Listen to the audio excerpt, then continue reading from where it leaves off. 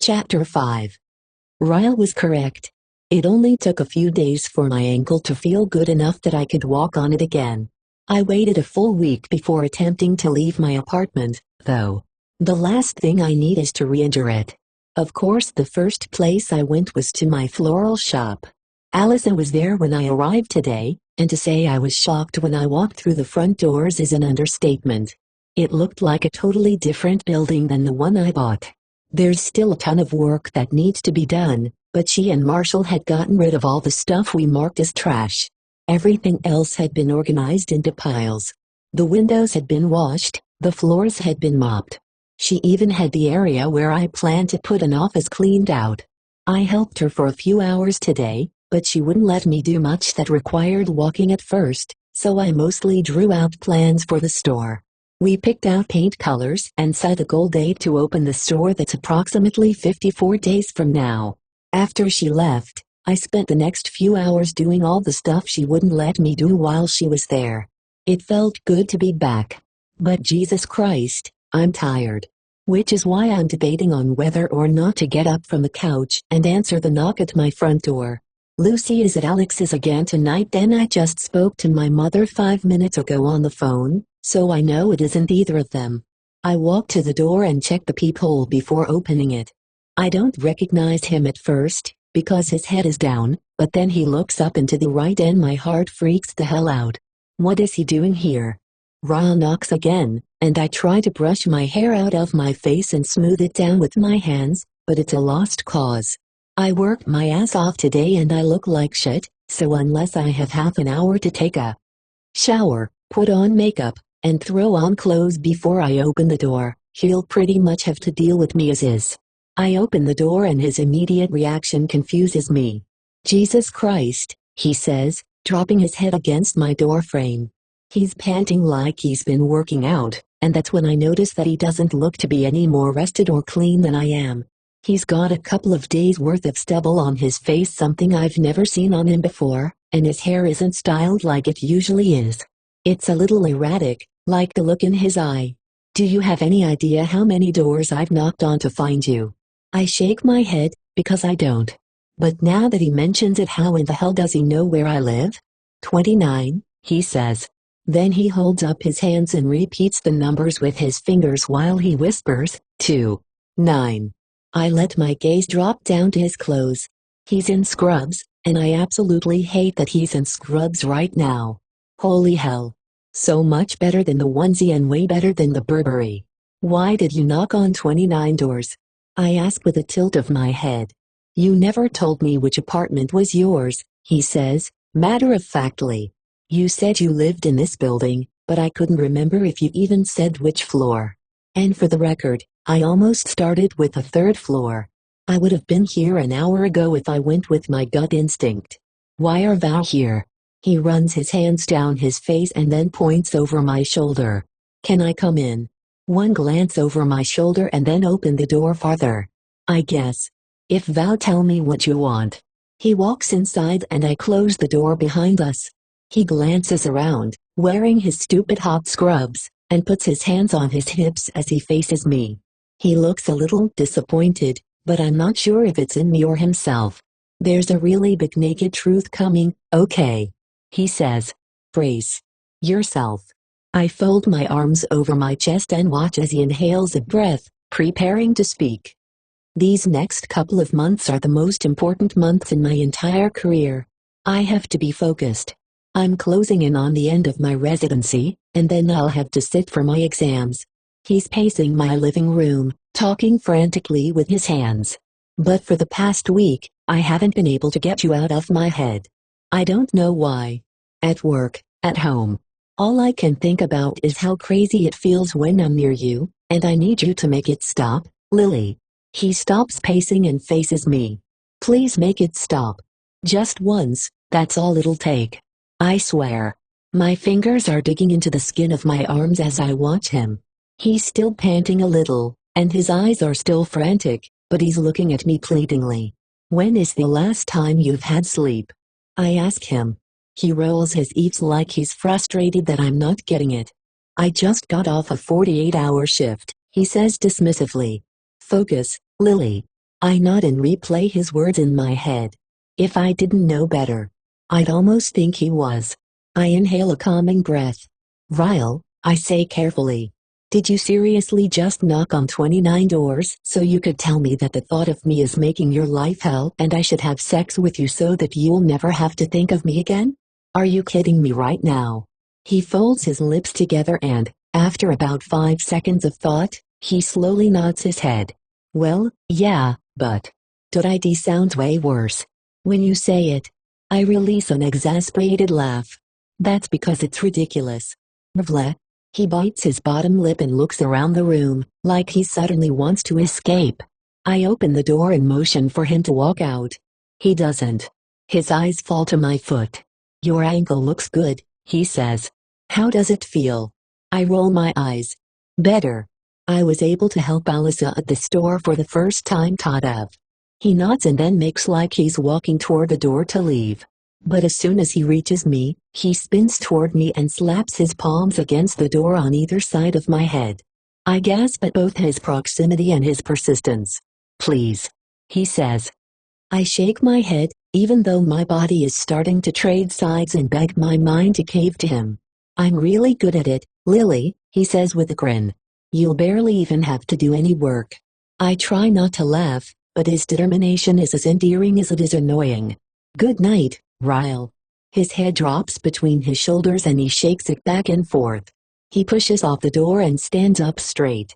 He half turns, heading for the hallway, but then suddenly drops to his knees in front of me.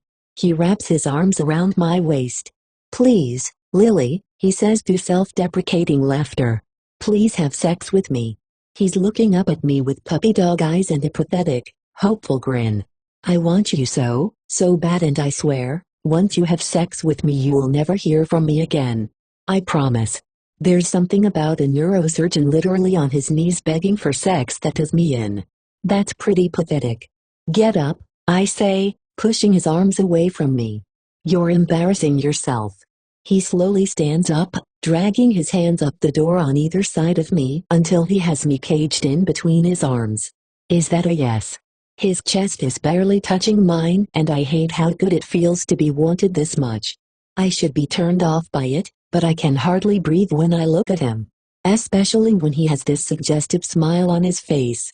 I don't feel sexy right now, Ryle. I worked all day, I'm exhausted, I smell like sweat and probably taste like dust. If you give me a little while to shower first, I might feel sexy enough to have sex with you. He's nodding feverishly before I'm even finished speaking. Shower. Take all the time thou need. I'll wait. I push him away from me and close the front door. He follows me to the bedroom and I tell him to wait on the bed for me. Luckily, I cleaned my bedroom last night. Normally I have clothes lying around everywhere, books piled up on my nightstand, shoes and bras that don't quite make it to my closet. But tonight it's clean. My bed is even made up, complete with the ugly, quilted throw pillows my grandmother passed down to every person in our family. I make a quick glance around the room, just to make sure nothing embarrassing will catch his eye. He takes a seat on my bed and I watch as he scans the room. I stand in the doorway to my bathroom and try to give him one last out. You say this will make it stop, but I'm warning you right now, Ryle. I'm like a drug. If you have sex with me tonight, it's only going to make things worse for you. But once is all you're getting. I refuse to become one of the many girls you used to. How did you word it that night? Satisfy your needs. He leans back on his elbows. You aren't that kind of girl, Lily. And I'm not the kind of guy who needs someone more than once. We have nothing to worry about. I close the door behind me, wondering how in the hell this guy talked me into this. It's the scrubs. The scrubs are my weakness. It has nothing to do with him. I wonder if there's a way he could leave them on during the sex? I've never taken more than half an hour to get ready, but it's almost an hour before I'm finished in the bathroom. I shaved more parts of me than was probably necessary, and then spent a good 20 minutes having a freak out, and had to talk myself out of opening the door and telling him to leave. But now that my hair is dry and I'm cleaner than I've ever been, I think I might be able to do this. I can totally have a one-night stand. I'm 23 years old. I open the door and he's still there on my bed. I'm a little disappointed to see that his scrub top is on the floor, but I don't see his pants, so he must still be wearing them. He's under the covers, though, so I can tell. I close the door behind me and wait for him to roll over and look at me, but he doesn't. I take a few steps closer, and that's when I notice he's snoring. Not just a light, "oh, I just fell asleep" snore. It's a middle of REM sleep kind of snore. "Ryle," I whisper. He doesn't even budge when I shake him. "You've got to be kidding me." I drop down onto the bed, not even caring if I wake him. I just spent an entire hour getting ready for him after busting my ass today, and this is how he treats this night? I can't be mad at him, though, especially seeing how peaceful he looks. I can't imagine working a 48-hour shift. Plus, my bed is really comfortable. It's so comfortable, it could make a person fall right back to sleep after a full night of rest. I should have warned him about that. I check the time on my phone and it's almost 10:30 p.m. I put the phone on silent and then lie down next to him. His phone is on the pillow next to his head, so I grab it and swipe up the camera option. I hold his phone above us and make sure my cleavage looks good and pushed together. I snap a picture so he'll at least see what he missed. I turn off the light and laugh to myself, because I'm falling asleep next to a half-naked man that I've never even kissed. I can feel his fingers trailing up my arm before I even open my eyes. I force back a tired smile and pretend I'm still sleeping. His fingers trail over my shoulder and stop at my collarbone, just before they reach my neck. I have a small tattoo there that I got in college. It's a simple outline of a heart that's slightly open at the top. I can feel his fingers circle around the tattoo, and then he leans forward and presses his lips against it. I squeeze my eyes shut even tighter. "Lily," he whispers, wrapping an arm around my waist. I moan a little, trying to wake up, and then roll onto my back so that I can look up at him. When I open my eyes, he's staring down at me. I can tell by the way the sunlight shines through my windows and across his face that it's not even 7 a.m. yet. I am the most despicable man you've ever met. Am I right? I laugh, and nod a little. Pretty damn close. He smiles and then brushes my hair off my face. He leans forward and presses his lips to my forehead, and I hate that he just did that. Now I'll be the one plagued with sleepless nights, because I want to put this memory on repeat. "I have to go," he says. "I'm really late. But 1, I'm sorry. 2, I'll never do this again. This is the last you'll hear from me, I promise. And 3, I'm really sorry. You have no idea." I force a smile, but I want to frown because I absolutely hated his number 2. I actually don't mind if he tries this again, but then I remind myself that we want 2 different things from life. And it's good that he fell asleep and we never even kissed, because if I would have had sex with him while he was wearing scrubs, I would have been the one showing up at his door on my knees, begging for more. This is good. Rip the band-aid off and let him leave. Have a nice life, Ryle. I wish you all the success in the world. He doesn't respond to my goodbye. He silently stares down at me, with somewhat of a frown, and then says, "Yeah. You too, Lily." Then he rolls away from me and stands up. I can't even look at him right now, so I roll onto my side so that my back is to him. I listen as he puts his shoes on and then reaches for his phone. There's a long pause before he moves again, and I know it's because he was staring at me. I squeeze my eyes shut until I hear the slam of the front door. My face immediately grows warm, and I refuse to allow myself to mope. I force myself off the bed. I have work to do. I can't be upset that I'm not enough to make a guy want to remap all of his life goals. Besides, I have my own life goals to worry about now. And I'm really excited about them. So much so, that I really don't have time for a guy in my life, anyway. No time. Nope. Busy girl, here. I am a brave and bold businesswoman with 0 fucks to give for men in scrubs. Subscribe.